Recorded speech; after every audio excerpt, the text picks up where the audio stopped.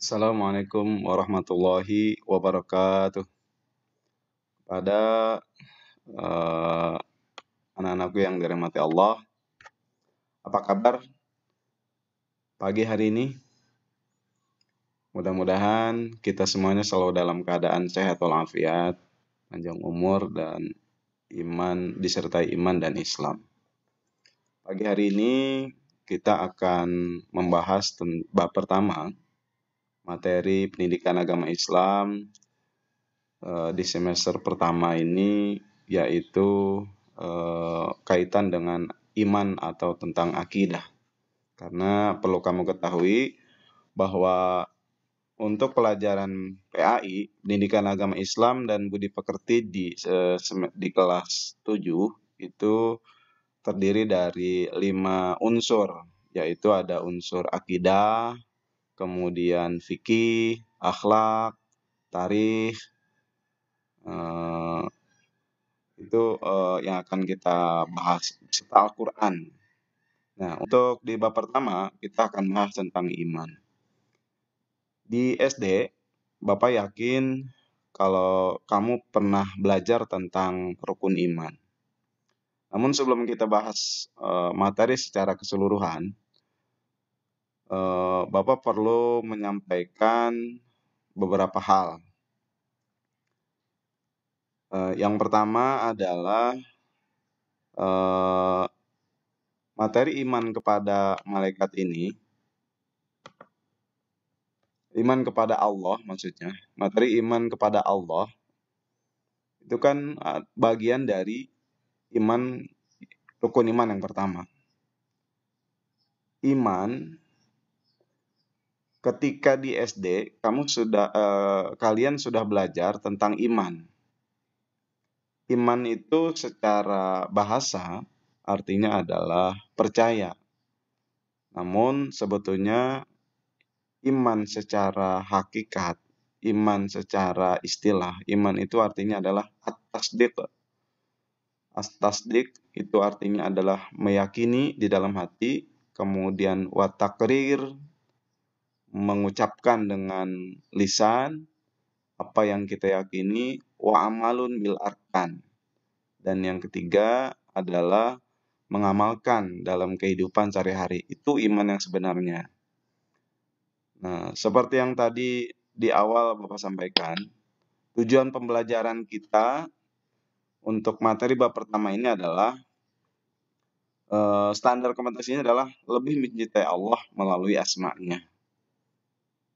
Nah, kompetensi dasarnya itu di dalamnya nanti kita akan membaca tentang ayat-ayat Al-Quran yang terkait dengan Asmaul Husna, kemudian kita baca artinya, lalu kemudian yang ketiga kita menyebutkan asma Allah minimal 5 Asmaul Husna.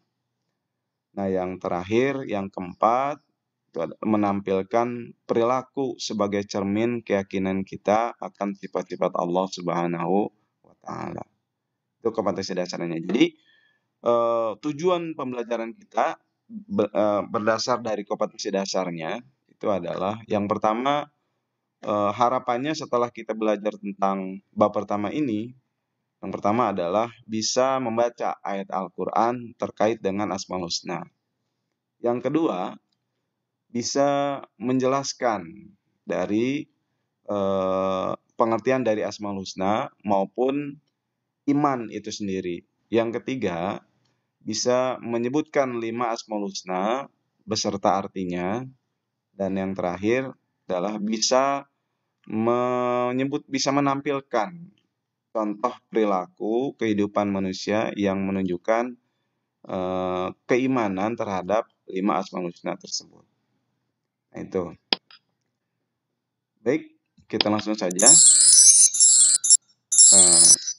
Iman kepada Allah Subhanahu wa Ta'ala. Seperti tadi di awal saya sampaikan bahwa iman itu artinya adalah percaya atau meyakini atau keyakinan. Dan sedangkan menurut istilah bahwa iman itu artinya adalah kepercayaan terhadap Allah Subhanahu wa Ta'ala, sekaligus membenarkan apa yang ada, yang datang dari Allah dengan cara meyakini di dalam hati, menyatakan dengan lisan dan membuktikan dengan amal nyata, amal perbuatan kita sehari-hari. Jadi harus 3 unsur iman. Yang pertama hati, yaitu dengan meyakini Allah, kemudian lisan dengan mengucapkan 2 kalimat syahadat, dan kemudian yang ketiga harus kita buktikan bahwa kita ini orang-orang yang beriman kepada Allah dengan cara ya kita menjalankan segala perintah Allah dan menjauhkan segala larangan-larangannya. Nah, jadi ada sebuah hadis Rasul yang menceritakan bahwa al-imanu ma'rifatum bil qalbi wa qaulun bil lisani wa amalun bil arkani. Ini kata kuncinya. Jadi al-imanu ma'rifatum bil qalbi wa qaulun bil lisani wa amalun bil arkani. Ma'rifatun bil qalbi, mengetahui Allah di dalam hati. Wa qaulun bil lisani, kita ucapkan dengan lisan. Wa amalun bil arkani, dan kita amalkan dalam bentuk kehidupan kita sehari-hari. Nah, untuk mengenal Allah, sebelum kita mengenal asma wal husna, maka kita wajib mengetahui bahwa Allah itu punya sifat ada 3. Ada sifat wajib, ada sifat mustahil, ada sifat jaiz. Mungkin kamu pernah belajar di SD. Sifat wajib ada 20. Sifat wajib itu apa sih? Sifat wajib itu adalah sifat yang pasti ada pada Allah. Allah pasti punya sifat ini. Ada yang menyebutkan 13, ada yang menyebutkan 20. Tapi lebih seringnya kita mendengar sifat wajib Allah ini ada 20. Sebetulnya pokok dari 20 itu ada 13. Ada sifat wujud. Mungkin kamu pernah mendengar atau Bapak yakin kamu pasti bisa menghafal.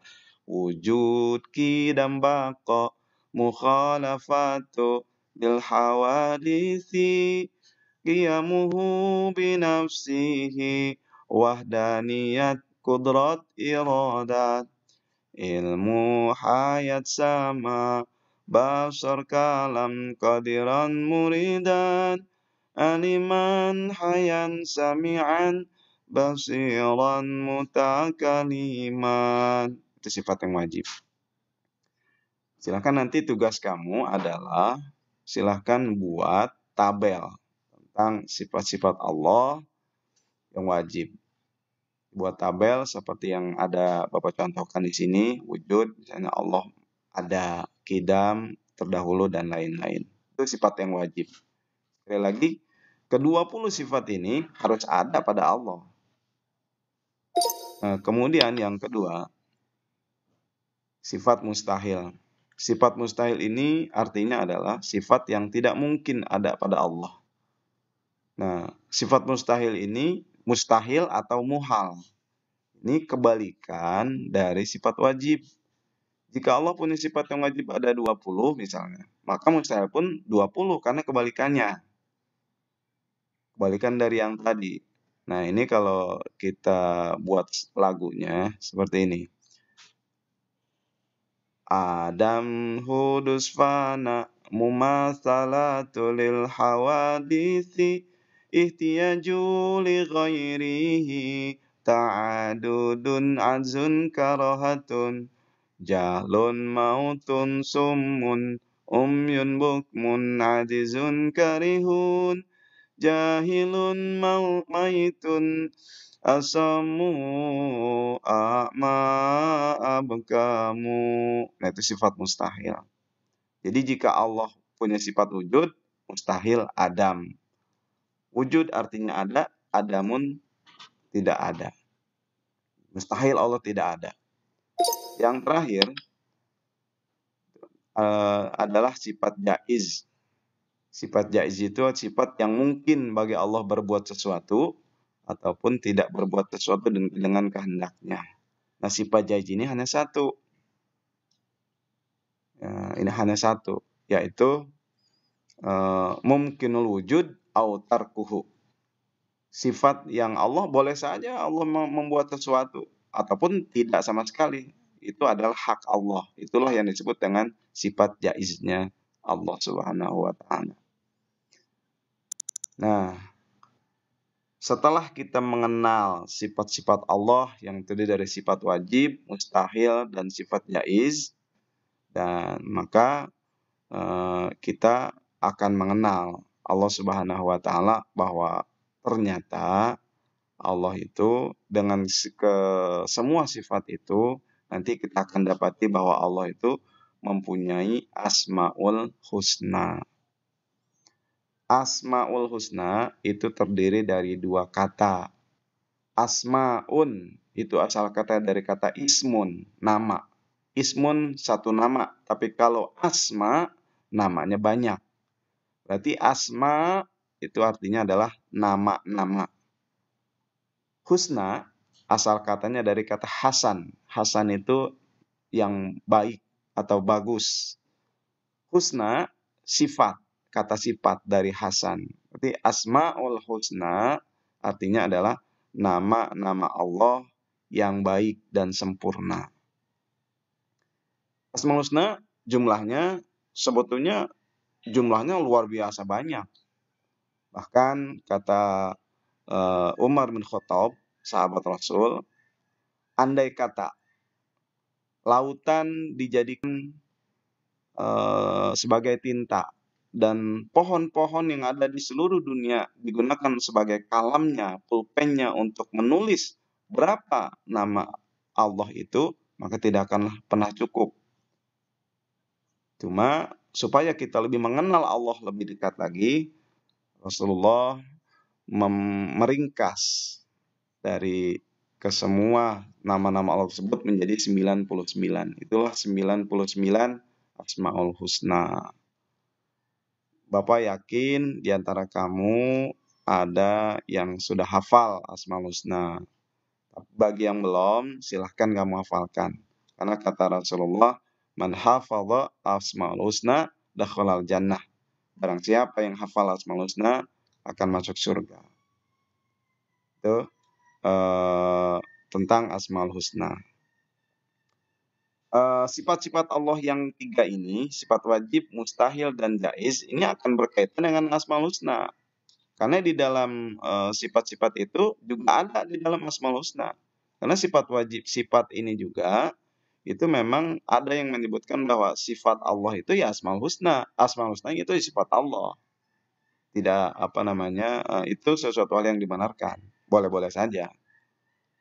Jadi di antaranya kita mengenal ada 5 Asmaul Husna yang nanti pertemuan kedua kita akan bahas. Nah, kemudian setelah kita mengenal sifat-sifat Allah ini, ada beberapa sikap yang harus kita amalkan dalam kehidupan kita sehari-hari.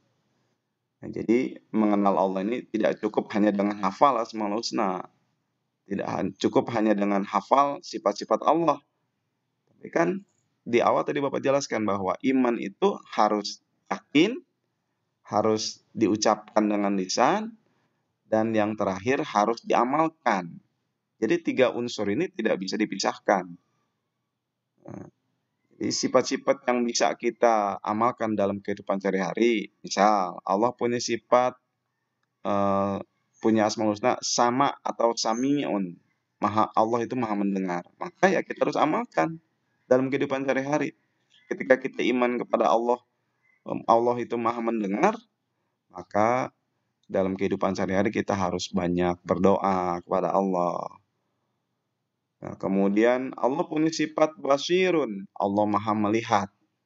Maka ya kita amalkan dalam kehidupan sehari-hari. Kita harus selalu waspada, harus selalu senantiasa ingat bahwa Allah itu adalah zat maha melihat, sehingga kita berhati-hati dalam berperilaku. Karena apapun yang kita perbuat, Allah melihat, Allah mendengar, Allah mencatat. Demikian pertemuan kita hari ini. Mudah-mudahan kita bisa bertemu lagi di pertemuan yang kedua. Terima kasih. Assalamualaikum warahmatullahi wabarakatuh.